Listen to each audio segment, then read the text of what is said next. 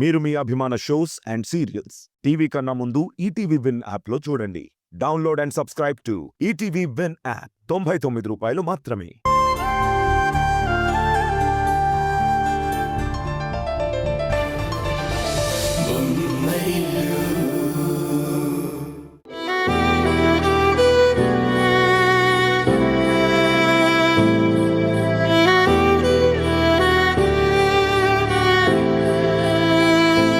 నిజమా కలా నిజమా కలా నీ ఊహలే వాలాయిలాగా సాగేదెలా సాగేదెలా నీ పయనమే ఆగిందిలాగా నువ్వు పెంచిన నువ్వులు పూచిన పువ్వులు వంచనలిచ్చిన వేగా వెలిగించిన వెలుగులు తొలగిన వేళే ముంచేస్తాయిగా నేను నమ్మిన ఆశను అల్లిన నీడను కలగా మార్చేసావా మరి ఎప్పుడైనా నేను ప్రశ్నించావా గెలిచావో ఓడావో నువ్వే ఎదిగావో మునిగావో నువ్వే బ్రతికావో చితికావో నీ కథలో ఎగిసావు ముగిసావు నువ్వే కురిసావు వెలిసావు నువ్వే సాగావు అలిసావు పర్వంలో ప్రయాణంలో ప్రయాణంలో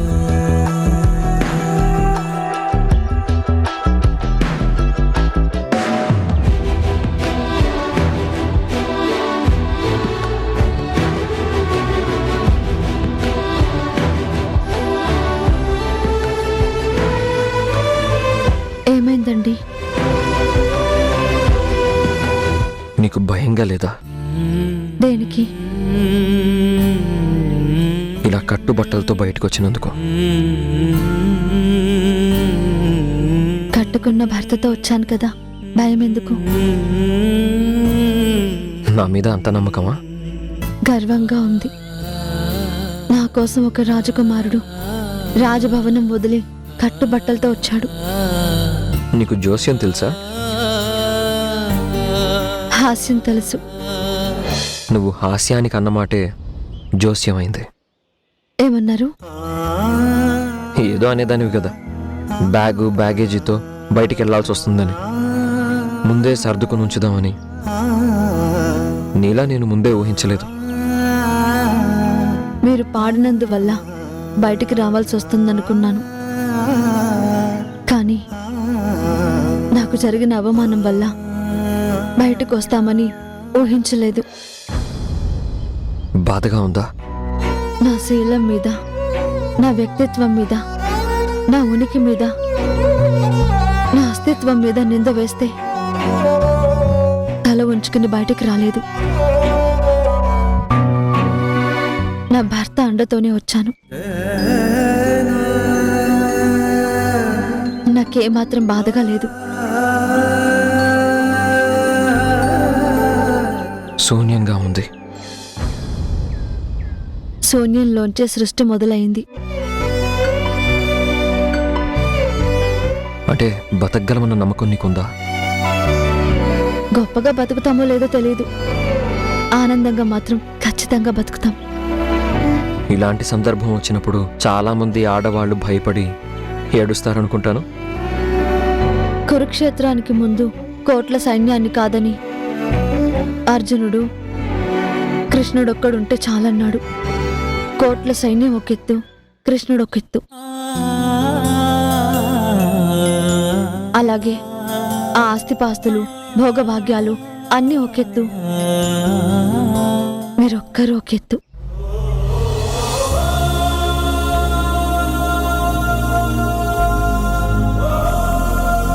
మిమ్మల్ని దూరం చేసుకున్న వాళ్ళే దురదృష్టవంతులు, నేను కాదు. అందుకే భయమూ లేదు, దుఃఖమూ లేదు. తెల్ల కాగితల్లా బతుకు ప్రయాణం మొదలు పెట్టాం. ఆ తెల్ల కాగితం పైన ఓం నమః రాసుకుందాం, ఒక పర్ణశాల గీసుకుందాం. వాకిట్లో నవ్వుల పువ్వులు పూయిద్దాం. మీరు స్వేచ్ఛగా పాట పాడుకోవచ్చు, నేను స్వతంత్రంగా కవిత్వాల మాల అల్లుకోవచ్చు. ఇక మనల్ని అడిగేవారెవరు, అడ్డుపడేవారెవరు? నీ భావుకత్వం చాలా బాగుంది, కానీ అది మనకన్నం పెడుతుందా? ఎవ్వరూ దోచుకోనిది, ఎప్పటికీ తరిగిపోనిది, ఎవ్వరూ ఆపలేనిది, ఎన్ని జన్మలెత్తినా అందరికీ దొరకనిది సరస్వతి కటాక్షం. ఆ కటాక్షం మన మీద ఉన్నప్పుడు మనకి భయం ఎందుకు? మరిప్పుడు ఎక్కడికి వెళ్దాం? కలిసి నడుద్దాం. చాలాసేపటి నుంచి నడుస్తున్నాం, కాసేపు ఆ బస్టాండ్లో కూర్చుందాం. వద్దండి, బతుకు బస్టాండ్ అయిందని మనకి మనమే అనుకోవాల్సి వస్తుంది. అలా ముందుకెళ్ళి ఏదైనా పార్క్లో కూర్చుందాం. పద.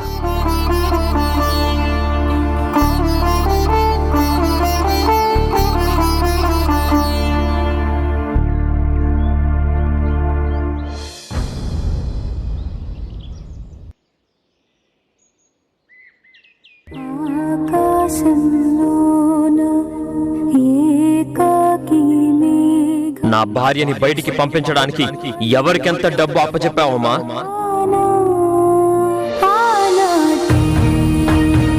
ఎందుకమ్మా నీకు నీ చిన్న కొడుకంటే అంత కక్ష? ఆఖరికి అమ్మ కూడా అబద్ధం ఆడుతుంది. ఏం మాట్లాడుతున్నావు నువ్వు? నేను కాదమ్మా, ఈ సాక్ష్యం మాట్లాడిస్తుంది.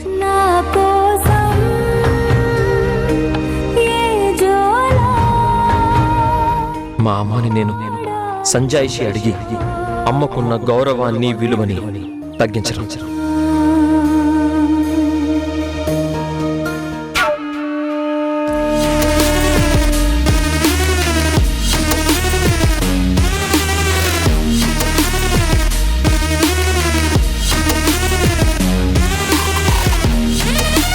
అత్తగారేంటి తెగ ఫీల్ అయిపోతుంది. ఈవిడ సింపతిగా మారితే కొంపలు మునిగిపోతాయి, ఈవిడ మనసు మారితే కిరణ్ ఉష వచ్చేస్తారా? టెంపో తగ్గకుండా గంటకోసారి ఆజ్యం పోసి వాళ్ళ మీద కోపాన్ని పెంచుతూనే ఉండాలి. కురిపిస్తా, నేను సింపతి కురిపిస్తా.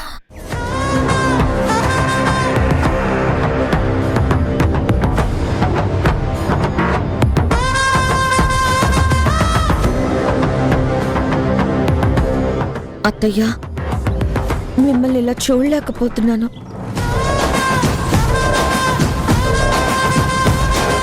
మిమ్మల్ని కాదని వెళ్ళిపోయిన వాళ్ళ గురించి మీరెందుకు ఇంత బాధపడుతున్నారు?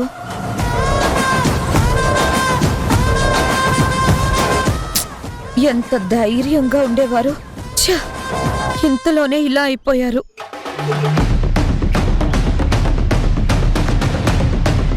అయినా కిరణ్ని నిన్న మొన్నటిదాకా పొత్తిళ్లలో పసిబిడ్డలా పెంచారే, మిమ్మల్ని వదిలేసి తను ఎలా వెళ్ళాడో నాకైతే అస్సలు అర్థం కావడం లేదు.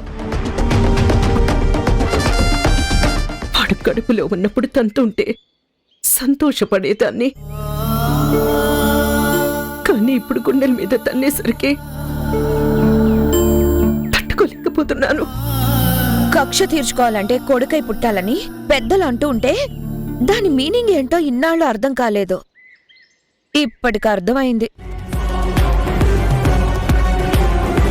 ఛ, సమయానికి మావి గారు కూడా ఊళ్ళో లేరు. మిమ్మల్ని ఎలా ఓదార్చాలో అర్థం కావట్లేదు.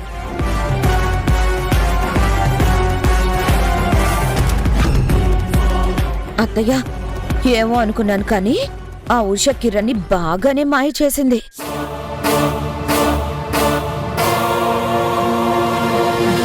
జరిగిందంతా చూస్తుంటే అసలు అమ్మ స్థానం ఏంటో నాకు బోధపడ్డం లేదు. 9 నెలలు కడుపులో ఫ్రీ బోర్డింగ్, ఫ్రీ లాడ్జింగ్ తో గడిపేసి బయటకు వస్తారు.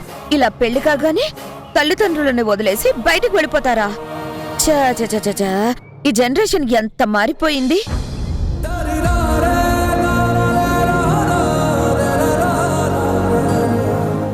జరిగిందేదో జరిగింది. మీరు మాత్రం ధైర్యంగా ఉండండి అత్తయ్యా.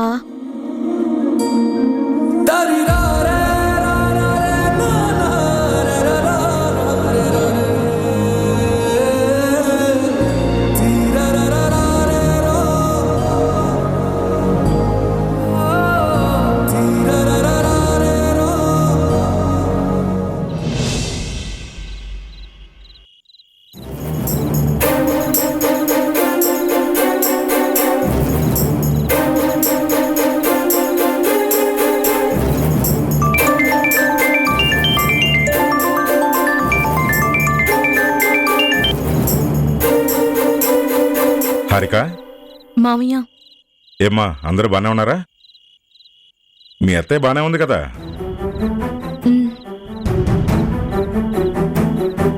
ఏంటమ్మా ఎప్పుడు లేనిది నువ్వు ఫోన్ చేసావు? మీరు లేరు. ఈ ఇంట్లో జరగరానివన్నీ జరుగుతున్నాయి మావయ్య. ఏంటమ్మా ఏం జరిగింది? ఉషాని కిరణ్ని ఇంట్లో నుంచి వెళ్ళగొట్టేశారు. వాట్? అవును మావయ్య. ఎందుకు? వాడిని తప్పు చేయడే. ఉష కూడా అందరితోనే కలిసి ఉండాలని కోరుకుంటుంది కదా. అసలు ఎవరు వెళ్ళగొట్టారు? అత్తయ్య, మేఘనక్క ఇద్దరు కలిసి ఉష మీద దారుణమైన నింద వేశారు. తన శీలం గురించి తప్పుగా మాట్లాడితే సహించలేక ఉష ఎదురు తిరిగింది. ఎదురు సమాధానం చెప్పింది. దాంతో మేఘనక్క అత్తయ్యని బాగా రెచ్చగొట్టింది. బయటకు వెళ్ళగొట్టాలని చూసింది. ఈలోపు బయట నుంచి కిరణ్ వచ్చాడు. చాలా పెద్ద గొడవే జరిగింది మావయ్య. ఉషకు అవమానం జరిగిన ఇంట్లో నేనుండను అని తీసుకుని వెళ్ళిపోయాడు. అలాగే వెళ్ళిపోయాడా? ఇంకా ఎప్పటికీ ఇంట్లో అడుగు పెట్టను అంటూ వెళ్ళిపోయాడు.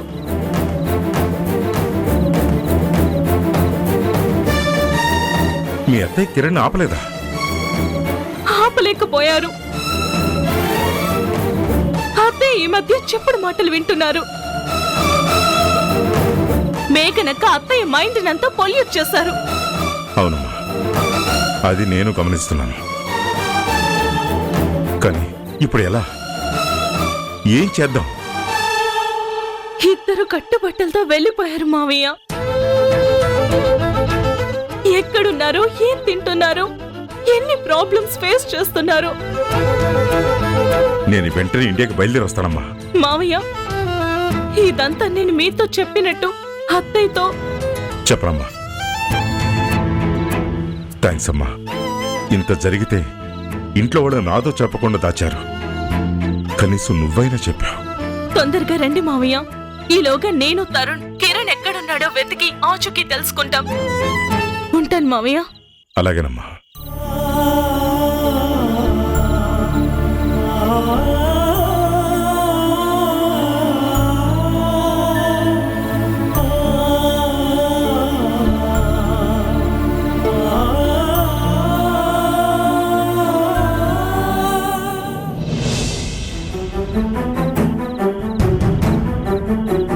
ఈ వంశానికి పేరు ప్రతిష్టలున్నాయి. వాటన్నిటిని మర్చిపోయి ఈ ఇంటి కోడలు పరాయి మగాడితో బైక్ మీద తిరుగుతూ ఉంటే చూసిన వాళ్ళు ఏమనుకుంటారు?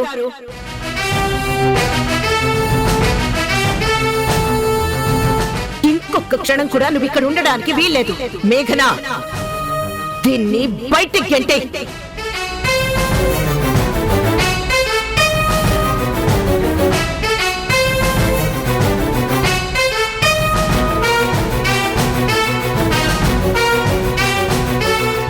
నాకీ ఇంటితో రుణం తీరిపోయిందమ్మా.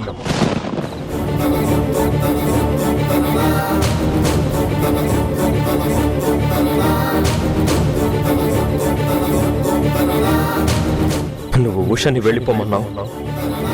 నేను ఉషతోనే వెళ్ళిపోతున్నాను.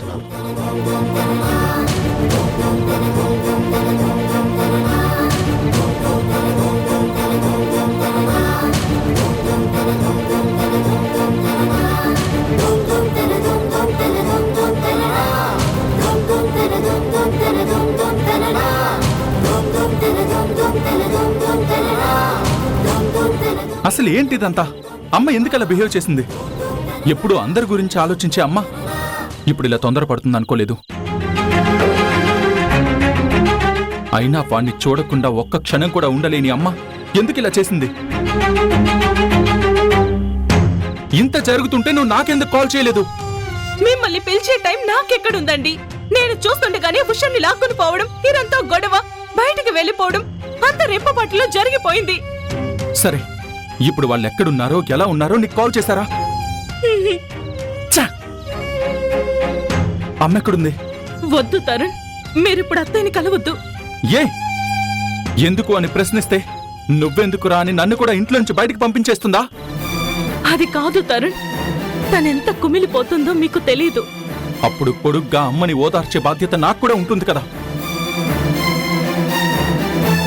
అసలు అమ్మ ఎందుకు ఇంత ఇన్ఫ్లుయెన్స్ అయిందో తెలుసుకోవాలి. కాదు, తెలుసుకుంటాను. తరుణ్, తరుణ్!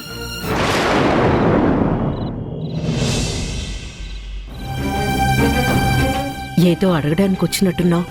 అన్ని చోట్ల నోరు విప్పడం ఎంత తప్పు, మాట్లాడాల్సిన చోట మౌనంగా ఉండడం కూడా అంతే తప్పమ్మా. చెప్పమ్మా, అసలు ఎందుకు ఇలా జరిగింది? ఈ మాట అడగాల్సింది నన్ను కాదురా, నన్ను కాదనుకుని వెళ్ళిపోయిన నీ తమ్ముణ్ణి. అయినా కోడల్ని హద్దులు దాటకుండా పద్ధతిగా ఉండమండమే నేను చేసిన తప్ప. అమ్మా, నువ్వేనా సాటి ఆడపిల్ల గురించి, అందులోనూ ఈ ఇంటి కోడల గురించి ఇలా మాట్లాడేది? మంచి చెడుల విచక్షణ గురించి మాకు నేర్పిన మా అమ్మ ఇలా ఆలోచించడాన్ని నేను తట్టుకోలేకపోతున్నానమ్మా. నా దగ్గర రుజువులున్నాయిరా. ఒక్కోసారి మన కళ్ళే మనల్ని మోసం చేస్తాయమ్మా. ఉష తప్పు చేసిందని ఇంకా నీకు కనిపించటం లేదా? చెప్పే మనిషిని బట్టి, చెప్పే సందర్భాన్ని బట్టి మాట విలువ మారుతుందంటారు. అలాగే చూసే కళ్ళని బట్టి, చూపించిన వాళ్ళ కుళ్ళుని బట్టి చూసే దృష్టికోణం మారుతుంది. ఇదంతా నాకెందుకు చెప్తున్నావు? మీకు పంపించిన ఫోటోలు, వీడియోలు ముందే ఎవరో ప్లాన్ చేసి ఉషని ఇరికించడానికి ప్రయత్నించినట్టుగా ఉంది. అంటే అవి నిజం కాదంటావా? నిజమే, కానీ కేవలం ఉష మీద పగతో అనంత్తో చనువుగా ఉండడాన్ని పనిగట్టుకుని ఎవరో షూట్ చేశారు. అది నీకు పంపించారు. పోలీస్ ఆఫీసర్లా మాట్లాడుతున్నావురా? లేదమ్మా, నీ కడుపున పుట్టిన బిడ్డలా ఆలోచిస్తూ మాట్లాడుతున్నాను. నా కడుపున పుట్టిన బిడ్డవైనప్పుడు నాలా ఆలోచించాలి కదా? ఆలోచించానమ్మా, కానీ అర్థమైందొక్కటే. దీని వెనుకున్న వ్యక్తి ఎవరో పని కట్టుకుని నీకు వీడియోని ట్రాన్స్ఫర్ చేశారు. నిన్ను మానసికంగా గాయపరిచారు. నీకొచ్చిన ఫోటోలు, వీడియోలు నాకు పంపించు. అది ఎవరు చేశారో, ఎందుకు చేశారో కనిపెట్టి చేసిన నేరస్తుల్ని క్షణాల్లో పట్టుకుని నీ ముందు నిలబెడతాను. వద్దురా, నీ మరదలి మీద పడ్డ మచ్చని చెరపాలని నువ్వు ప్రయత్నిస్తున్నావు. కానీ ఈ వీడియో బయటపడిందంటే ఈ ఇంటి ప్రతిష్ఠ మొత్తం మంట గలిసిపోతుంది. అలా అని మౌనంగా ఉంటే నిజానిజాలు ఎలా బయటపడతాయి? నీ అనుమానాలు ఎలా తొలగిపోతాయి? అవునత్తయ్య, నేను ధైర్యం చేసి ముందుకొచ్చిలా మాట్లాడుతున్నందుకు మన్నించండి. ఆయన చెప్పినట్టు చూసే దృష్టిని బట్టి, ఆలోచించే మనసును బట్టి దృశ్యాలు మారిపోతూ ఉంటాయి.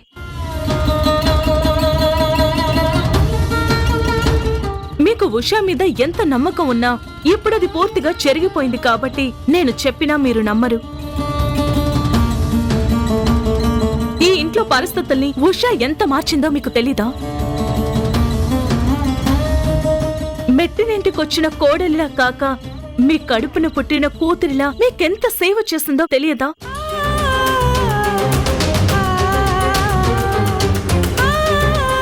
అంతెందుకు, ఇక ఈ జన్మలో ఈ గడప తొక్కలేననుకున్న నాకు ఈ ఇంట్లో అడుగు పెట్టే అవకాశం ఇప్పించిందే అది ఉషా.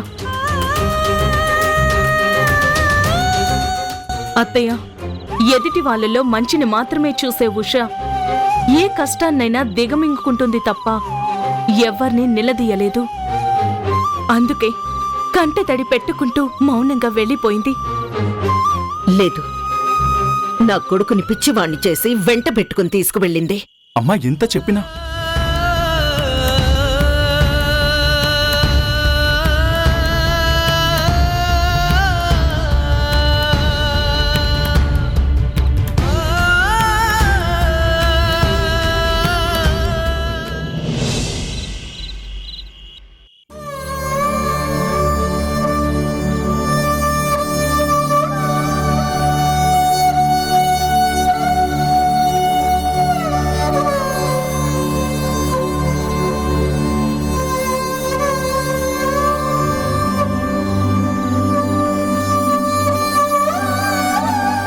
ఆకలిగా ఉందా? ఆకలిని బాధ మింగేసింది. బాధను ఎవరు మింగేయాలి మరి? టైం, కాలం గాయాన్ని మింగేస్తుంది. ఎంతకాలం? మన పరిస్థితిని మనం జీర్ణించుకునే వరకు.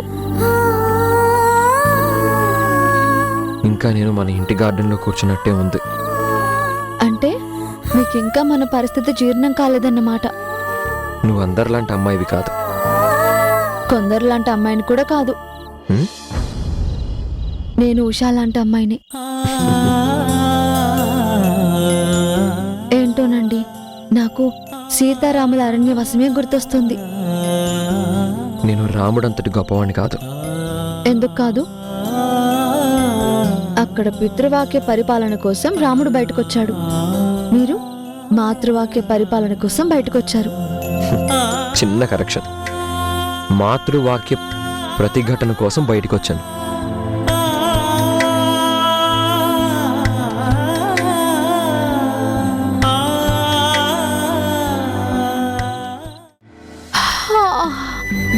ఏవండి, నాకు నిద్ర వస్తుంది. ఈ బెంచ్ ఒకటే ఉంది. ఓ పని చేద్దాం. 1 గంట సేపు నేను మీ ఒళ్ళో తలపెట్టుకుని పడుకుంటాను. గంట తర్వాత మీరు నా ఒళ్ళో తలపెట్టుకుని పడుకోవాలి. పరమేశ్వర చూడరా ఎటు చూడరా, 2 కన్నుల మనిషి బ్రతుకును గుండె కన్నుతో చూడరా, ఎదుట పడని వేదనలను నుదుటి కన్నుతో చూడరా.